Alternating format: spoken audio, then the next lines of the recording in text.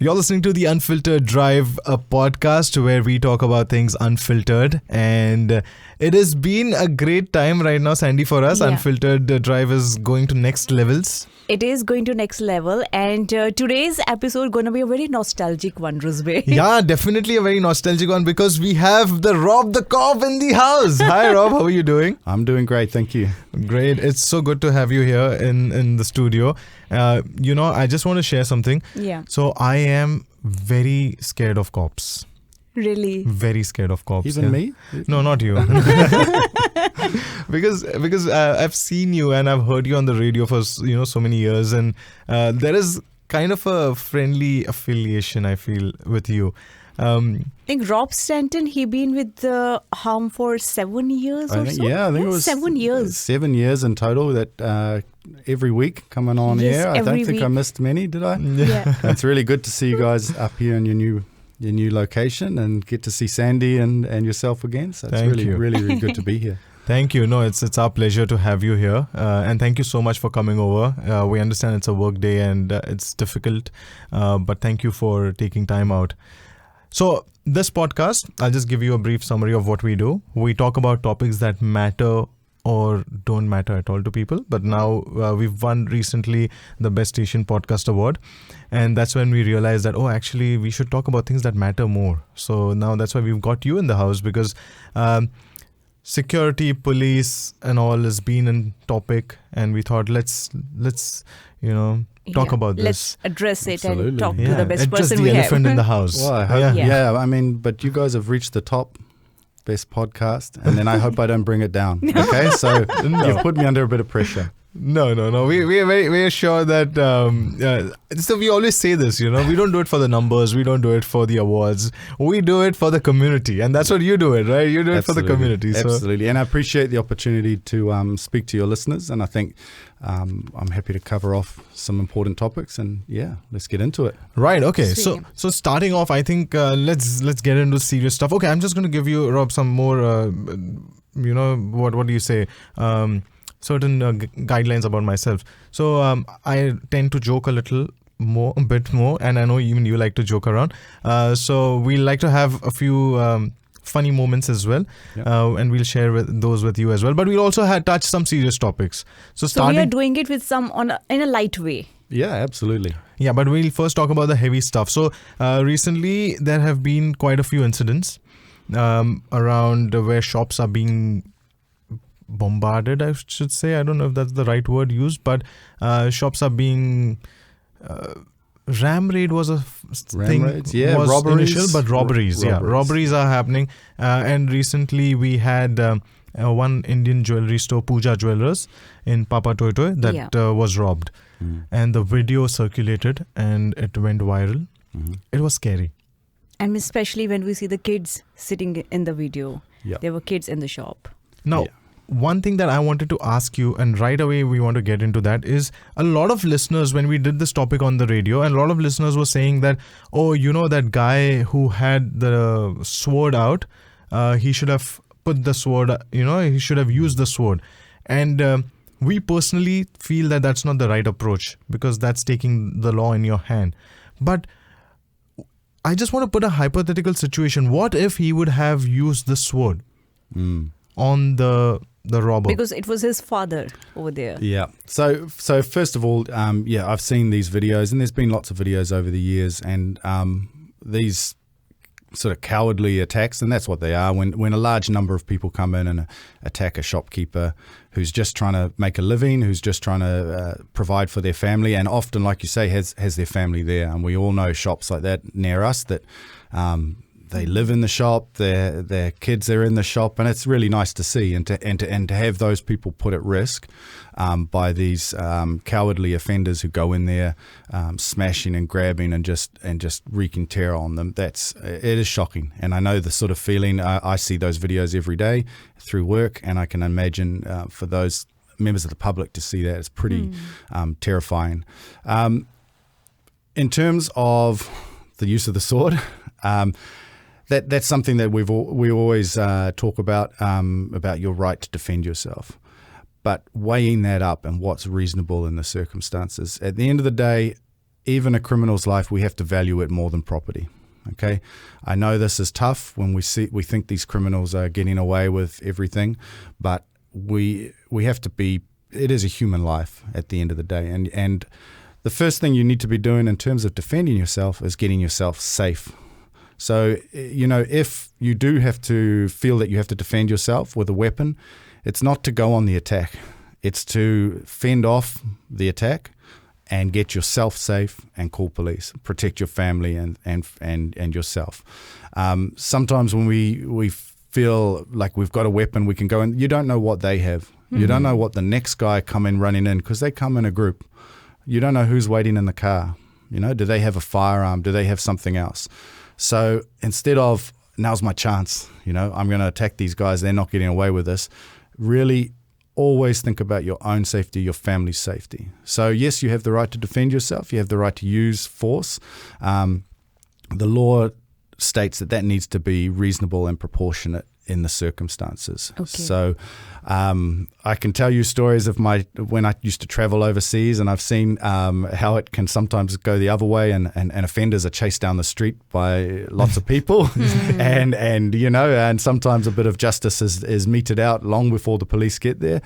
We really don't want to get to that situation here, and remembering as well that many of these offenders are young people.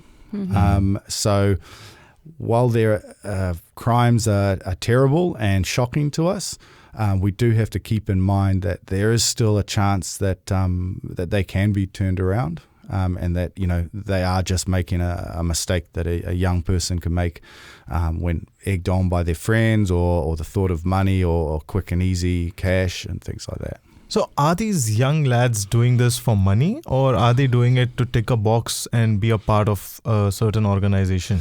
Because that's something that has come out as well. So there's different theories and different motivations depending on the young person. And depending on the type of offence. So sometimes, for example, with alcohol, they just want the alcohol. They want it for themselves.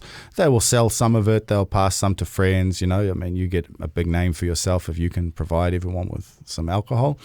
With jewellery, 14-year-old boys don't need diamond necklaces and gold rings, so they're selling it on, and that's where those of us out in the community can play our part, because they have to pass that on to somewhere. Yeah. So if there are gold traders, gold dealers that are taking this, knowing or suspecting that it has been stolen or taken in a robbery, when a 14-year-old boy is selling you gold jewelry, you've got to treat that with suspicion. If you just take that and sell it on yourself, you're part of that. You're responsible for that ongoing crime. And we know this, for example, a long time ago, we had a young boy in the city who used to go and steal boxes of chocolate bars from the convenience stores. He would just walk in there and take a whole box of peanut slabs, for example. And then he would just go to another convenience store and sell it to them. Wow. And so those convenience stores they knew that this kid had stolen it. There's no way that a young boy is walking around the city as a sales rep for peanut slab, that's not his job. So when they buy it, they're part of the offence. And he actually joked to us that he once went to sell it to one store, and while the guy was putting it behind the counter, he took a box from that store and went and sold it to another store. So you become part of so you need to break the offending. cycle. Yeah, and we know that this also happens with cigarettes and to some extent with alcohol as well. So if you are buying things in suspicious circumstances, there is an offence for that. So receiving stolen property, even if you don't know it's stolen, if the circumstances are such that a reasonable person would suspect it's stolen, such as young boys selling you cigarettes. They're not your sales rep. They're not from Marlboro or, I probably can't say a brand on here. They're not from one of those. This is Unfiltered. You can say one of those cancer-causing organizations that are out there. They are obviously getting it from somewhere else, and likewise second-hand dealers and things like that. So we all have a part to play. If I see something, if I see a Samsung phone on Marketplace for a very cheap rate, and I buy it, and it's genuine for a change, I get it, and I know that it's stolen because otherwise it could not be that cheap. then even I'm part. Like, Yeah. am I? If the circumstances are such that a judge would say, hey, you should have been suspicious of it, then technically you could be charged with receiving stolen property. So the example they use at police college is a bit old-fashioned now, but if someone came and tried to sell you something in a bar, for example, that's not the usual way that you would buy power tools from someone at a bar. So that's the example they use. But now, of course, with technology and, like you say, with Marketplace, it is a little harder because there are some good bargains out there. We've all probably bought things on Trade Me or Marketplace. Trade Me's outdated now. I'm showing my age, with Trade Me. My kids are like, what's Trade Me? It's Marketplace now. Yeah, it's all Marketplace. Yeah. And so we know stolen property is going on there, and certainly police are on there. So just be warned out there. If you are selling stolen property, we are on there all the time looking for items, getting descriptions from victims and looking for items on Marketplace. And I can tell you there was a lockup, I believe it was just late last week, where they arranged to meet someone and they were locked up for trying to sell a stolen pair of shoes on Marketplace. So just we're out there. Yeah. We're a bit slow on the technology, but we're catching up. Yeah. Right. So, One thing I would like to mention over here. Today, I went to the Crime Stop protest, which was happening in Papadoe. Yeah. One thing, everyone who was going on mic and talking about it, they mentioned that we are blaming law here, and we really appreciate what New Zealand police is doing. They actually appreciated the police over there and everyone over there. They said they are not to be blamed. They are doing their best. They are doing what they can do. But we are here protesting about the laws. If the immigration laws can be changed, then why not these kind of laws can be changed? So the protest was just about the laws, basically, today. Yeah. And I think sometimes we get confused where the police work begins and ends. Yeah. So, for example, sentencing, that's not police, that's It's up not. to the courts. But you also have to look at sort of the bigger picture. Sometimes the laws are in place, but they're not necessarily enforced in the way that most people would expect them to be. So there's changes, and that's why when there's an election, we get a chance every 3 years to push for what the community gets a chance, not we, the police, but the community gets a chance to choose if things are not going the way they want. Certainly, there are cases where a softer approach is the right approach, and then there's times where I think that some offenders really aren't getting the message. They're not taking the opportunities to change their behaviour. They're not remorseful, and I think those times that there is an opportunity, I think, to get a bit tougher, and I think that's what the community's been calling for. Yeah. So now you've spoken about how every 3 years we get a chance for a change, and this year we have got that chance for a change, and something has changed.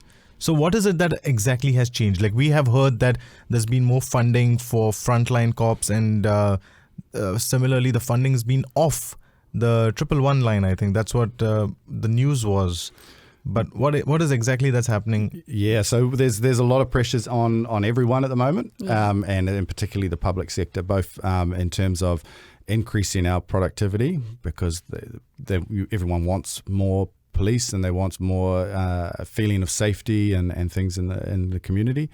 But at the same time, we can't just keep asking for more money. We don't have more money to throw at the problem. So we've been asked to work in different ways, work more effectively, increase our productivity. In fact, just yesterday, they had me back in uniform because I'm doing the youth aid work at the moment. So I'm normally in plain clothes, but they had us all out on the street, and that was part of the increasing numbers that the Commissioner has announced, increasing numbers in our major centres, and the initial part was just getting out on the street on the 1st of July. I don't even know which month it is. The year's gone so quick.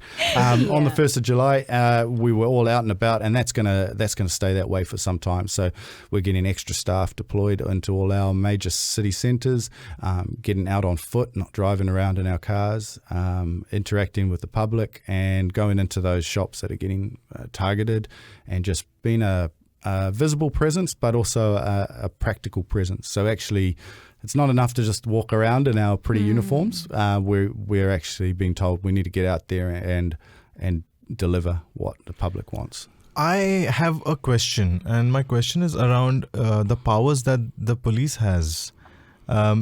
If you see something is happening on the street, what are your powers? If a robbery is happening in front of you, what are your powers as a police? Yeah, well, I mean, so anytime that we can see an offence or suspect an offence, we have the power to arrest if it's an imprisonable offence. So absolutely, we have the power to act. If there's a robbery, just like the members of the public, we have to keep our safety in mind. But of course, we have training, we have the tools for the job, we have our stab-proof vest, and so we can take actions that members of the public can't. So we've got the power to intervene, to detain the offender and charge them, place them before the court.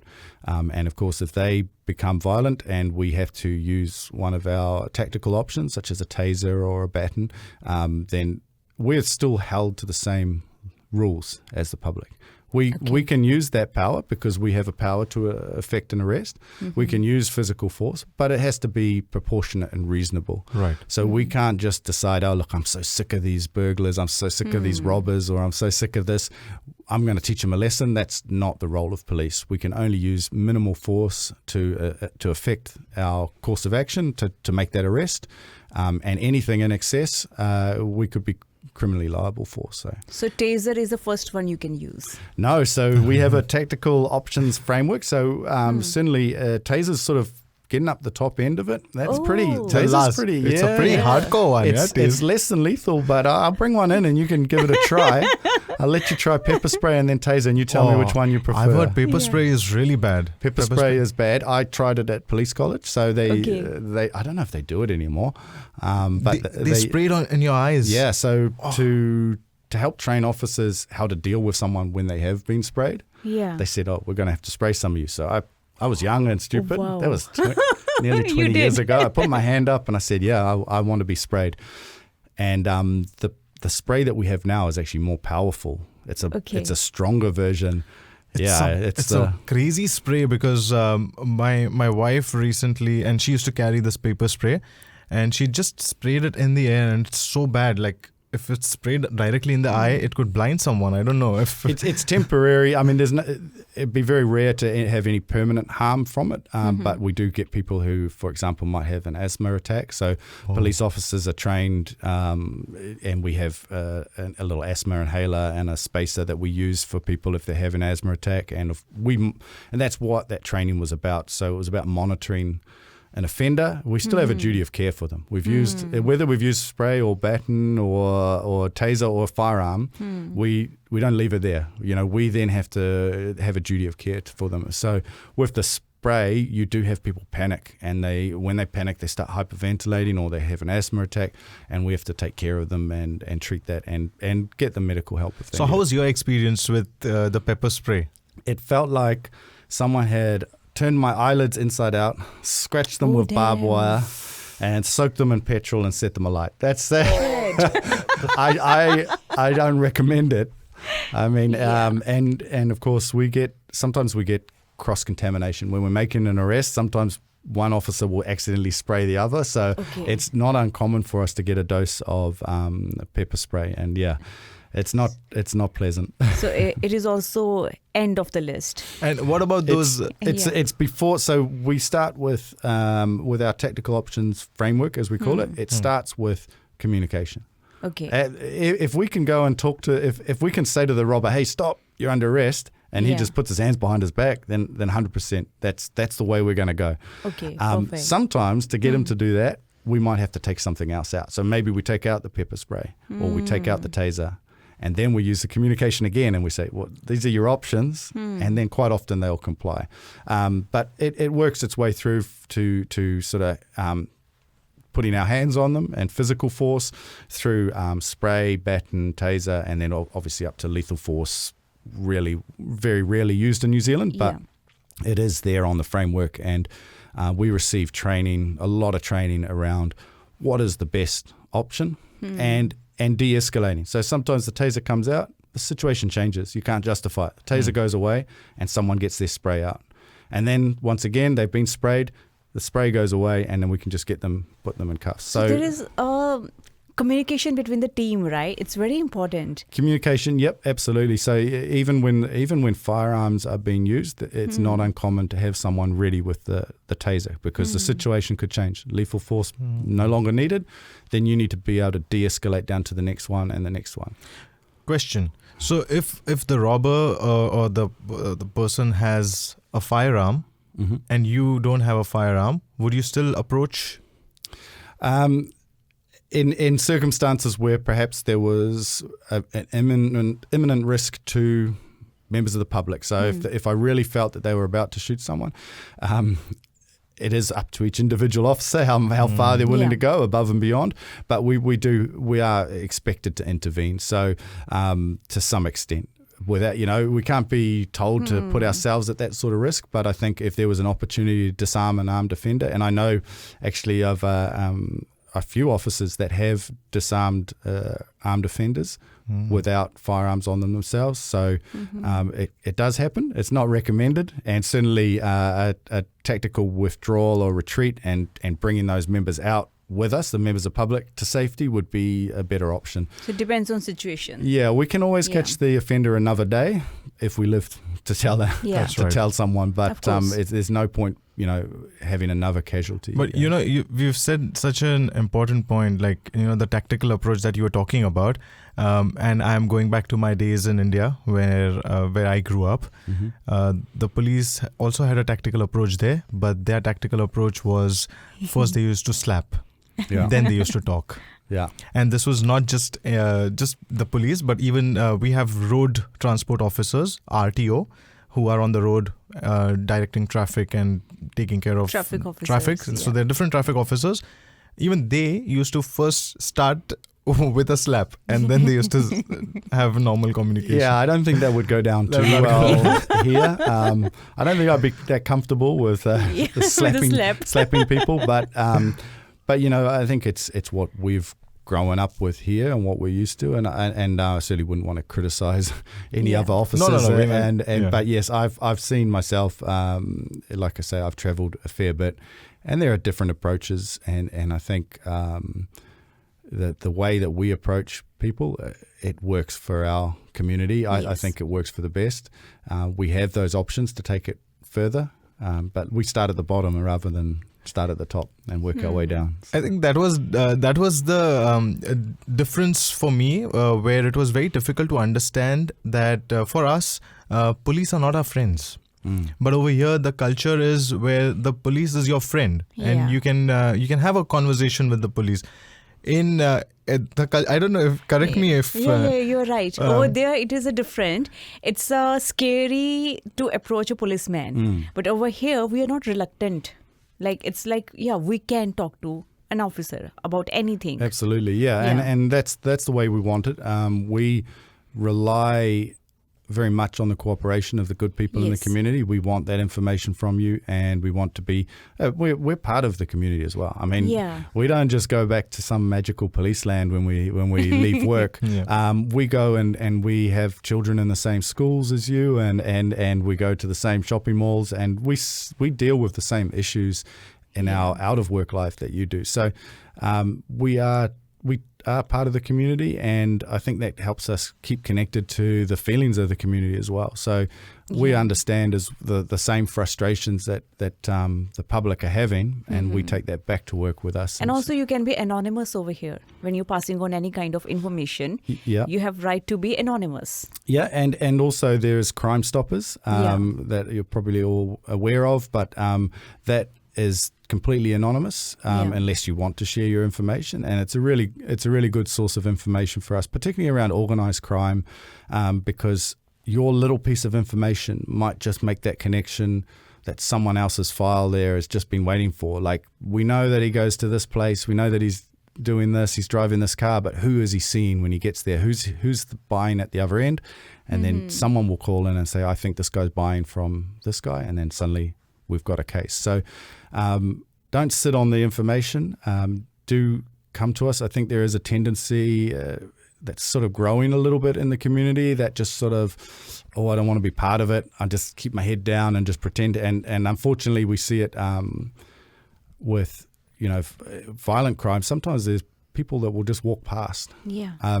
Now, as I said before, you've got to keep yourself safe. I'm not saying that you need to intervene and put yourself at risk, but just walking past like nothing's going on is a whole other step. And I would expect to see people getting their phones out and calling police.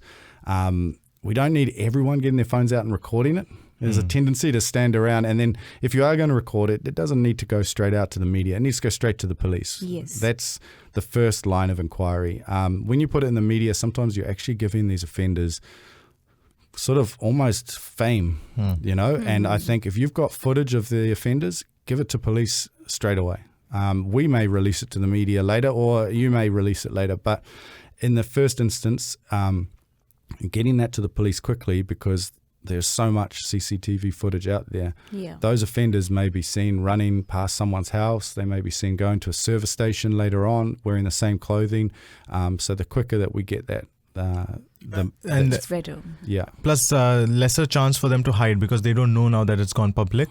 So the police gets it first, and you can get hold of them, catch them, rather than they then get time to run away. Yeah, if they see it on the social media, that's my jacket that is clearly seen, they can maybe try to dispose of that item, which would link them back to the offence. Yep. We will try and remain approachable, and hopefully that will encourage people to work with us, and we can make safer communities. We've seen that also, right? Like you have police has been part of our cultural functions as well. Like Diwali, we have you guys do Bhangra along with us, which is Not so me. cool. Not me. I can't do it. We But should you've get been you. to many Eid celebrations as well, right? Yes. Yeah. I definitely enjoy the Eid celebration. Yeah, it's food, Yeah. right? Yeah, it's food, and it's just a good sense of community Yes. and things like that. And of course, And of course, Holi. Holi. festival. Holi, yeah. oh my God. So Rob Stanton always used to be the main hero of our main celebrity at our Holi. It cost a lot in uniform because Yeah. the color, it doesn't come out. I think even my case for my pepper spray still has a little bit of pink on it. It's just not coming out of that. So, but yeah, it's always good to get involved in those things, and I think it's good for people to see police interacting on every level with every community. Yeah. So I want to ask you now a fun question.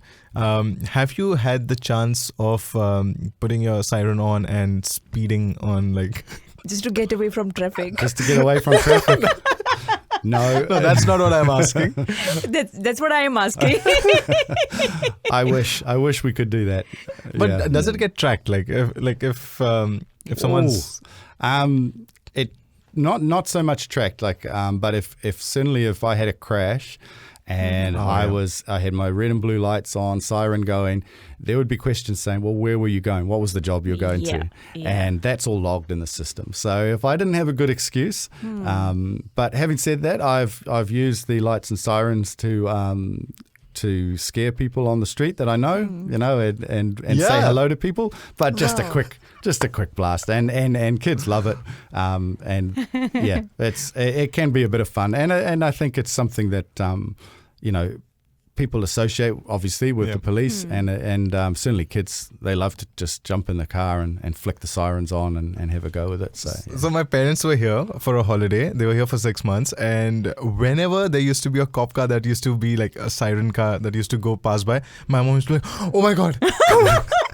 You know how the cultural thing it is. Because in India, if a cop is behind you, that means you are in trouble. You're in big trouble. Even over here, we got caught speeding once. I got caught. Once, yeah. Yeah. And the cop came behind. I stood by.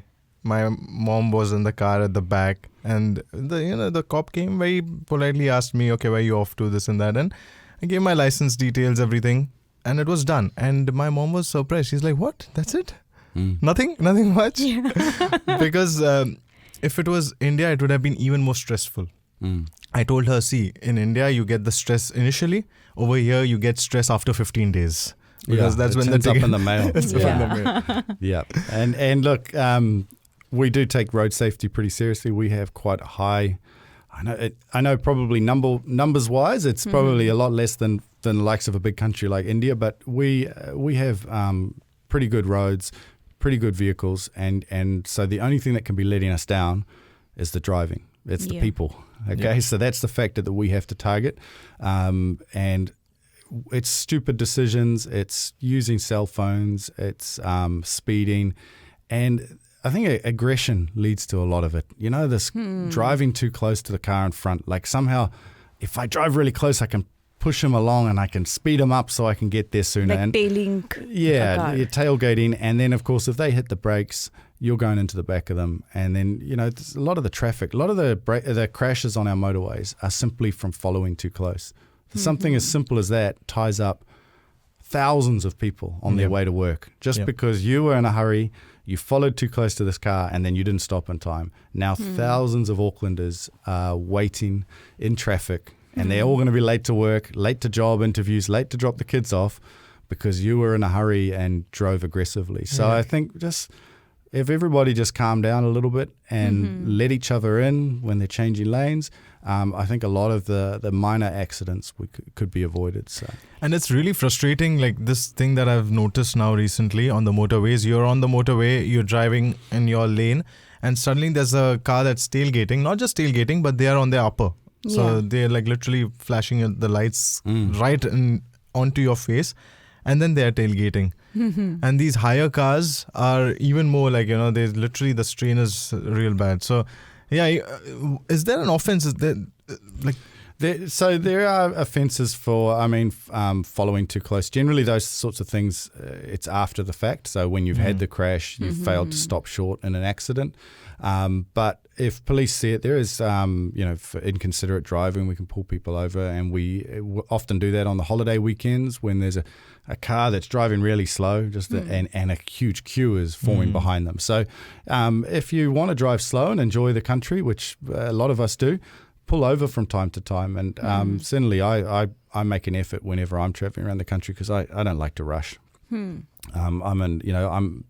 trip is part of the holiday, seeing the countryside. So when you see a few cars starting to pile up behind you, it's not appropriate for them to drive aggressively. It is appropriate for you to just pull over where you can safely and let them pass. So that's what I mean by aggressive driving. Sometimes we're just as bad. We'll be like, no, you're not getting by me. I don't care how close you follow. I don't care. I have every right to be here. You do, but you can also pull over and be considerate to others. And then maybe that guy won't be so aggressive to the next driver, so we can all play our part, I think. Yeah.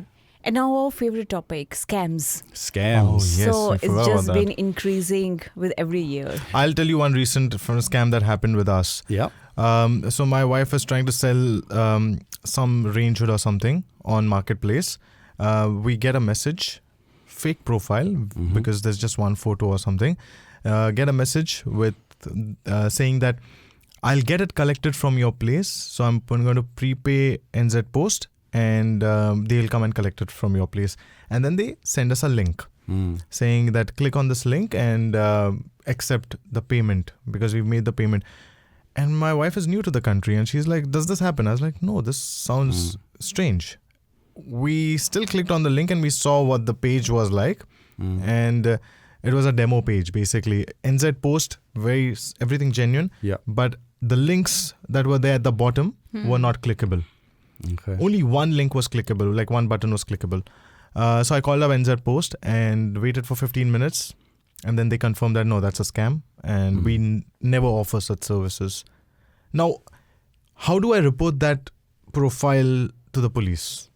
So your first protocol is reporting to the organisation. So let them know that scam is happening. Yep. So same with banks and things like that, because they can send a message out to their regular customers. And then there are various government agencies, and you've put me on the spot. I can't remember the name of one of them, but there's NetSafe. I would go to NetSafe in the first instance, because they can elevate it to there is another cyber safety one that has slipped my mind, but those scams, like you say, they prey on people's. They put them under pressure, first of all, put you under pressure, time pressure, and they prey on your sort of lack of knowledge or familiarity with certain things. So at this time of year, we're coming to the end of the financial year, or we have ended the financial year, and you're probably going to see some tax scams. That's just the way it goes. With your tax refund is ready. Click on this link to provide your details, and we will pass it on to you. And so these scams are common at this time of year, and that's not the way that IRD are going to operate. Likewise, they'll say to you, you owe us money. You need to go and buy some Apple iTunes cards, was the one that they used to do. And give us the numbers you can pay. That's not how the IRD will take payment.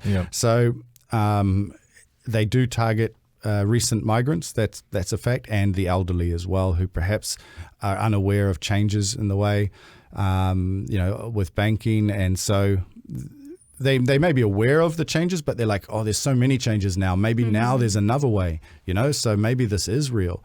And there was a recent scammer who's been caught and is before the courts at the moment, who was impersonating a police officer. Who was calling up and saying, you saw that in the city. In the city only, And this, how low can you get that you're targeting elderly people for money? Go and you're in the prime of your life. Go make your own money. Don't steal from those who have worked right through to the bitter end and just want to enjoy their money. That's just low. But that's a separate issue. But certainly police are never going to ask you to hand over cash to them. Even as you see when we pull you over for speeding, all those one time. Was it one time? Just the one time? One time every 2 years. We're not asking you to dip into your wallet or get out the credit card. We don't have PayWave on our phones or anything. Not yet, anyway. So there's a process. Then you will receive a ticket and you'll be given instructions on the ticket on how to pay the fine. So certainly in terms of that scam, just make sure the public are aware, we will never ask you to pay us any cash. Even reparation for a victim will have to go to an account in a separate organisation generally, usually through the courts. So we won't say, you owe the victim $5,000. You pay it to me and I'll give it to the victim. No, we're never going to do that. So that's an important one to remember. There's a lot more information now coming out about scams. I think banks are being a lot more responsible and really trying to protect their customers. And I heard that NetSafe has a new Scam the Scammers. Have you seen this? What? Scam the Scammers? So they have a AI robot. You guys have to look this up. So next time you get a scam text, you can send it to them. They put it into this AI chatbot type system. See, this is me pushing my limits of technology. I'm not even sure what AI stands for. But this AI thingy just talks to the scammer and they waste their time. So they'll be like, they send text messages back and forward. Oh, yes, I would really like this money. Oh, just send your bank account. Oh, I can't find my card right now. Can I send you my, they just, the chatbot will just waste the scammer's time. It's my youth. That's what I've done. I've wasted time on people. Well, there's a new job for you if this one doesn't work out. This will work, Rizvi. But so I thought that was amazing. Apparently they've run it previously and it totaled up, I think they'd wasted 5 years in total scammers' time sending messages back and forward. So it's a small victory, but it's also a great way to you can share that text message. If it's not a scam, they'll also be able to pick up that it's not a scam. But it's also teaching that chatbot and teaching the system we're picking up new scams and looking for patterns and and it helps with getting that information out to the rest of the community. So this is cool, actually. And if someone wants to be a cop, we need is it a good time to be a cop? Another job for you if you can stop speeding. We can look at that. So if I have a speeding ticket, am I allowed to be a cop or no? We'll get to that. But look, we're all human, and as long as you haven't had your license or your license isn't currently disqualified or excess demerit points, there may just be a stand down period, wait until the demerit points come back. But certainly go to New Cop website. We are looking for extra police officers. They are trying to ramp up the recruitment, both to replace people who are leaving, just as we do over time. I mean, I'm coming up to 20 years. I don't know how much longer I'll be doing this.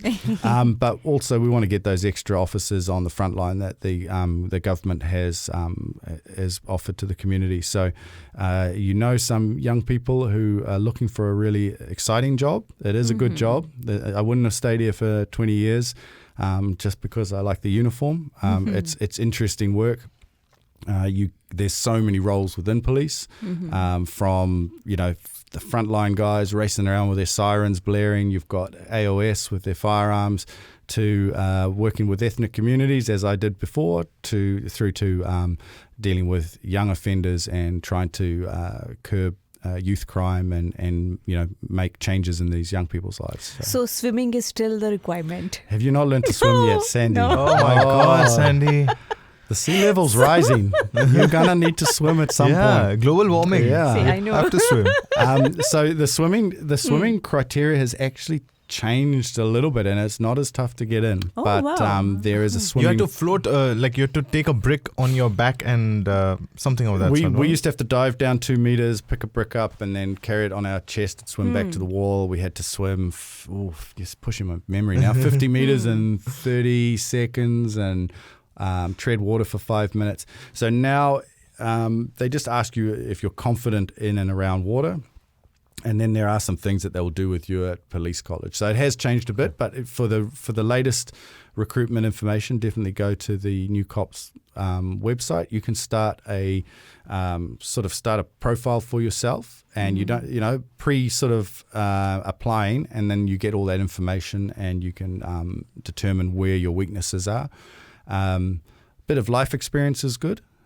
But also we're looking for people from all segments of society, because that understanding of different communities that people bring in, certainly for dealing with, for example, like the shopkeepers that you were talking to today, someone that can understand that community, that culture, the fact that their family are in the shop as well, that's useful as well. So there's lots of skills that people bring. Having another language, obviously a huge advantage for us, and it's good for fitness. It is. We're still waiting for the next pay round, but it's good money. That's what I was going to ask. I mean, it depends. Like, you've got to balance money and lifestyle. And there are, I'd be lying if I said I don't want more. I mean, who doesn't want more money? I'll always take more money. But the money is good when you balance it with things like the variety of work, the opportunities to do flexible employment if you need to change roles, you can live anywhere in New Zealand. So, you could transfer to a whole different part of the country. And of course we get decent leave and other perks as well. So, those bottom line numbers, you might be thinking, I could earn more doing this. I could be, I could easily earn more in this sector, but, you don't necessarily have the same sort of perks, and, it's a different job. You're not going to get this sort of, the same sort of work anywhere else other than the police. Of course. There's also discounts at takeaway joints or something, right?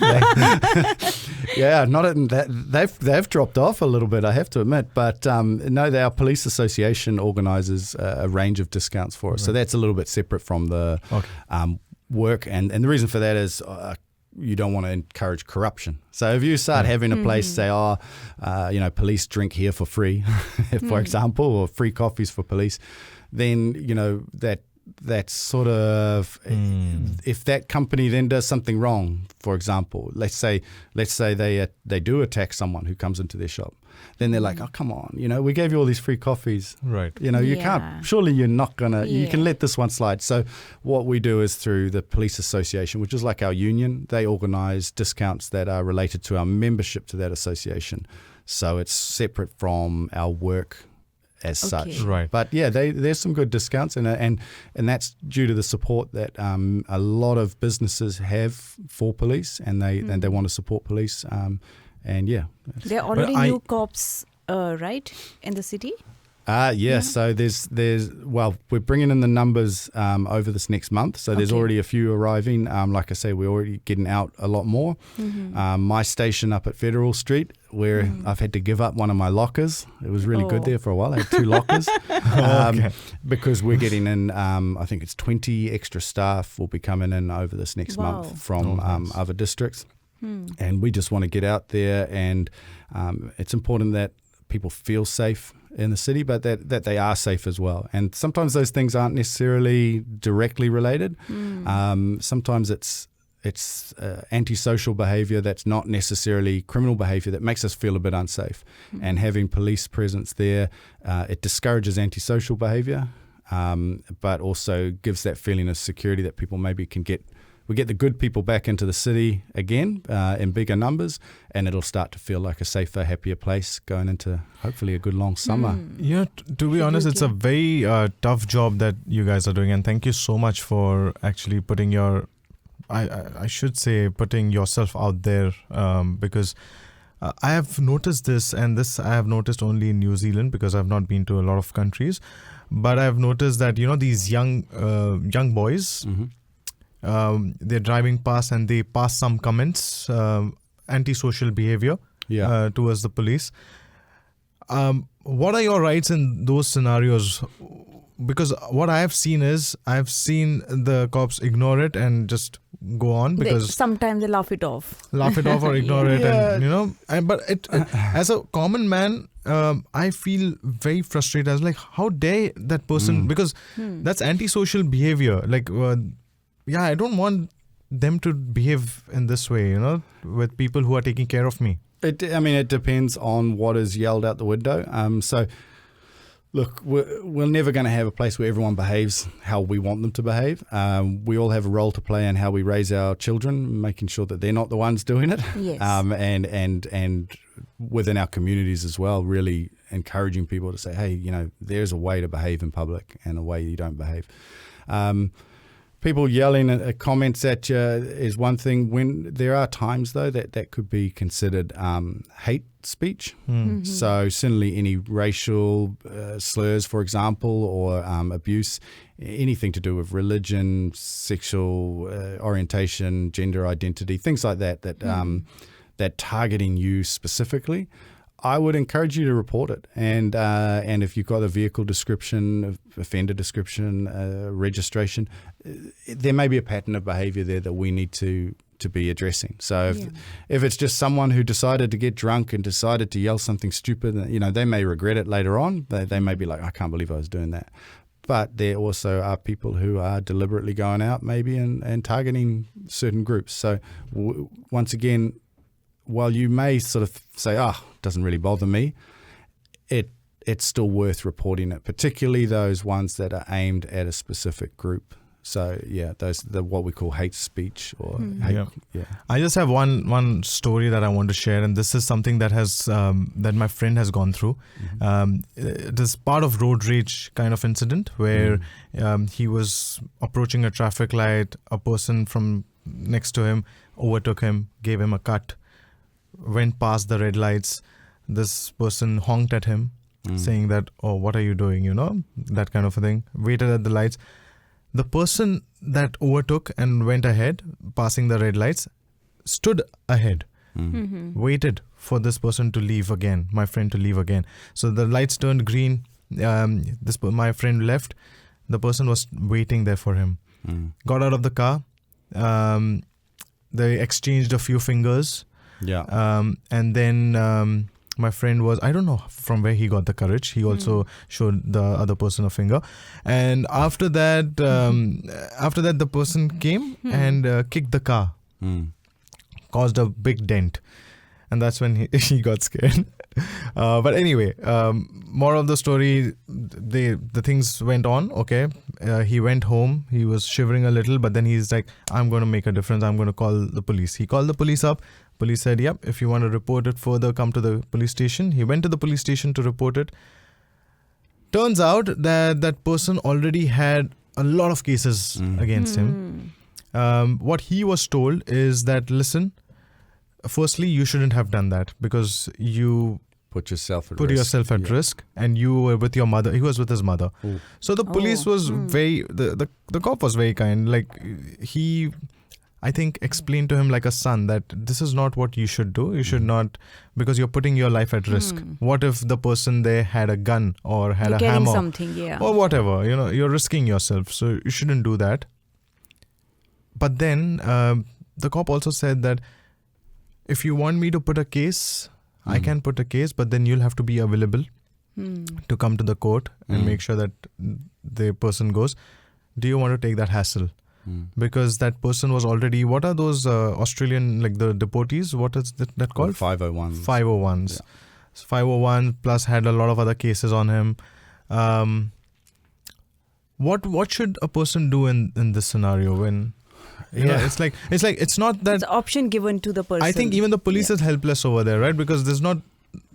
Are there laws that? So there are laws to protect you as a witness or a victim in court, and it is very rare in New Zealand for witnesses or victims to actually be harmed or intimidated just for taking the matter to police. Having said that, we also need to keep it in proportion. If this guy's cut you off, but you hit your brakes, you managed to stop, you didn't have an accident. Reporters driving, call star 555. Laying on the horn, is that going to correct him? Does it make you feel better? Does it, it potentially it's going to aggravate the situation. Whereas what was he didn't collide with you. He cut you off, but you through your driving skill managed to avoid it. Then let it go. Sometimes you just have to let it go and call in the dangerous driving. Call in the star 555.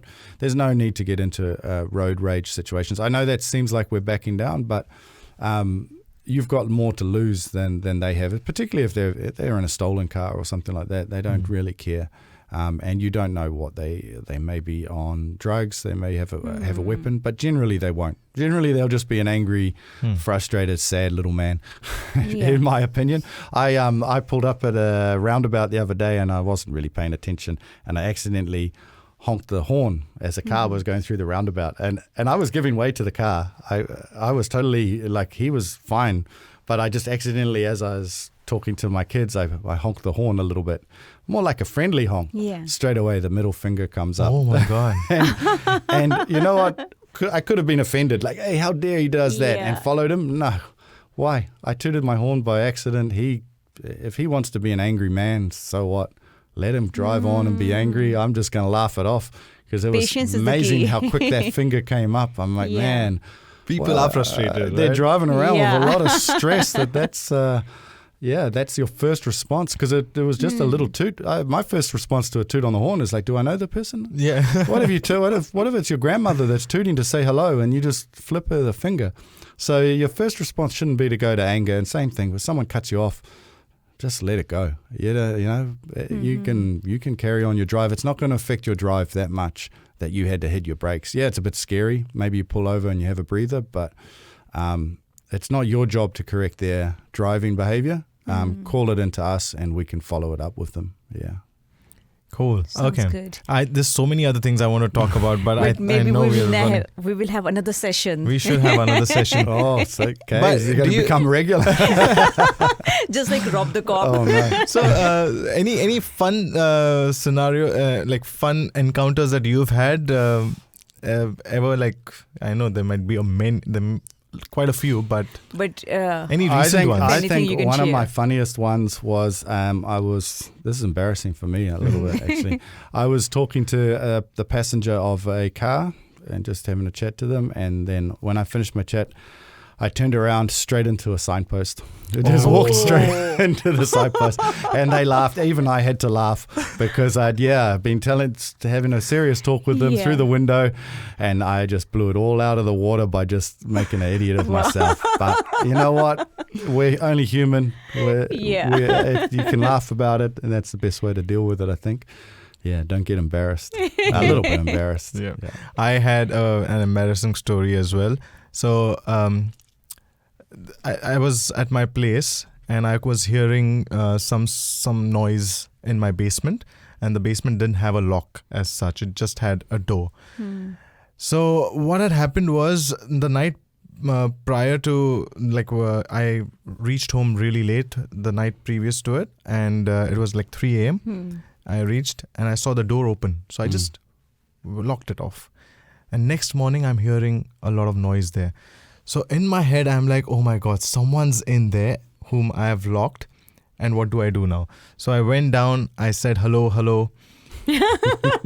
No response from there, and I'm like shitting my pants. I'm like, okay, what do I do now? Yeah. So I went out for a drive. I'm like, okay, I'm going to just think. Then I'm like, okay, I can't You leave went the out place. for a Went for a drive. Because This is crazy.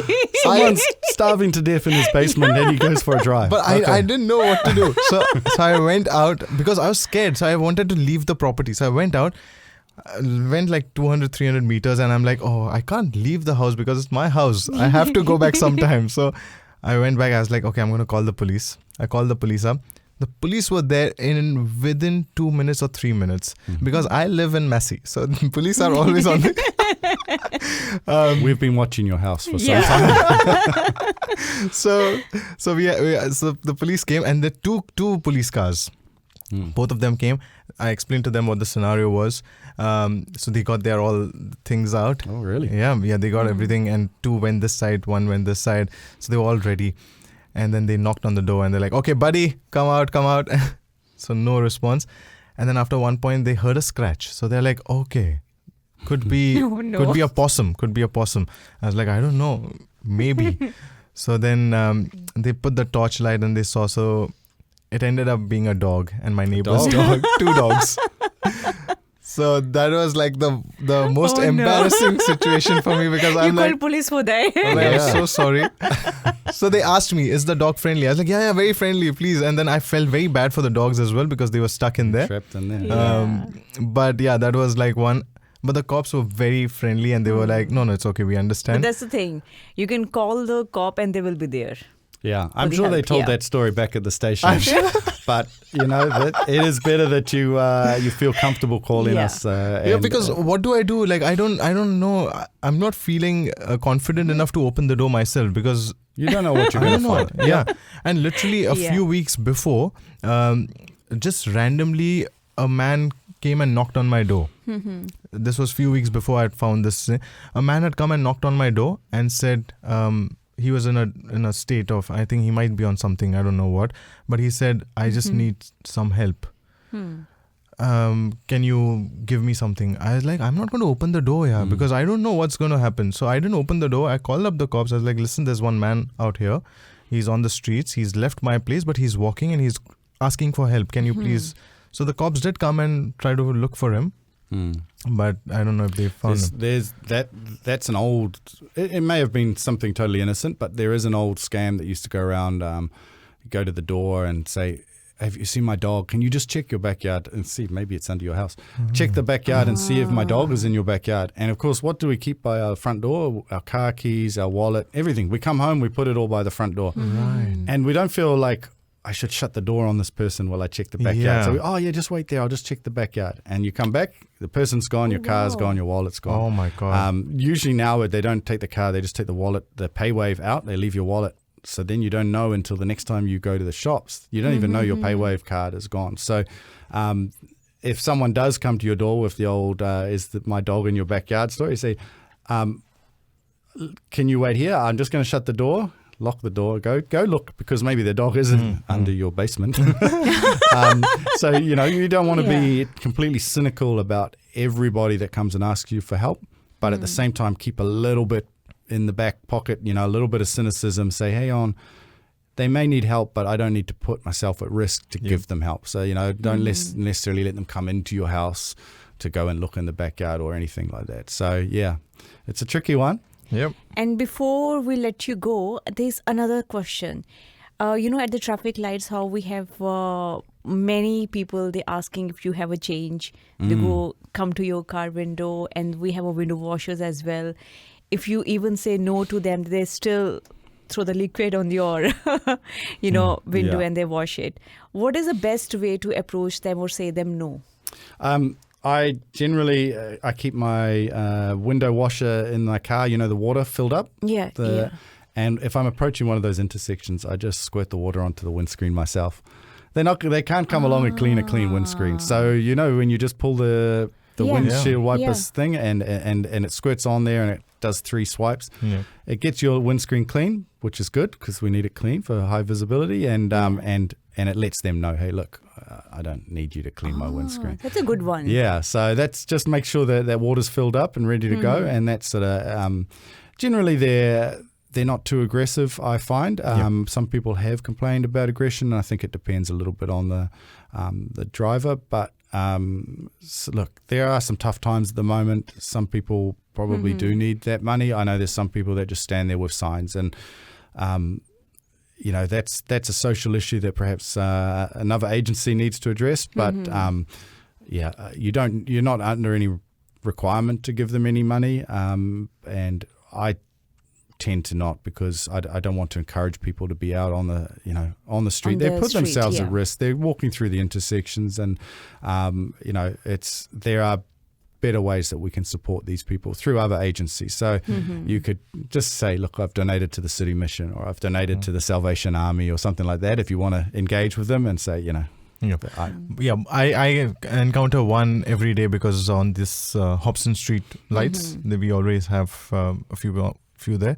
But I think they're not aggressive. For everyone. They're not aggressive. They're noticed. Yeah, I have to admit, there's a few of them that they're quite smiley, and it's actually kind of, when I'm having a bad day and they're smiling at me at the intersection, it actually, it's not necessarily a bad thing, and you almost feel like you want to give them some money. But I used to work in Ponsonby. I used to work at a bank in a branch, and over there I used to have this one man come in every day at around 10 or 11, and he used to come and deposit some cash or get some deposit change and get some notes. And we used to have a conversation. I used to ask him, so what do you do in this? So he had a very simple answer. He's like, I spread happiness. And then I was like, okay, what do you mean? So he's like, no, I just say good morning to everyone and people give me money. I was like, wow, that's a cool job. He works for 2-3 hours every day, gets $100-$200. I was like, wow, nice. Well, look, he's not doing any harm, and people are giving that money up willingly. Then go for it. If you can make money just saying hello, wow, good on you. It's all good. You have some skill there. But thank you so much, Rob. It was so much fun having this chat with you, and we really hope that we get you back into the studio and have some more conversations with you. Okay. Thank you so much. It's very good to have you back. And also we would like to thank to New Zealand Police for doing all the hard work out there, be there in front and taking care of the community. Thank you. Thank you. And it's good to see you're taking good care of Sandy for me. Yeah, she's smiling more, right? I was worried about her. But no, it's really good to be back with the Hum FM crew. That's awesome. Thank you so Rob. much. And we'll see you very soon.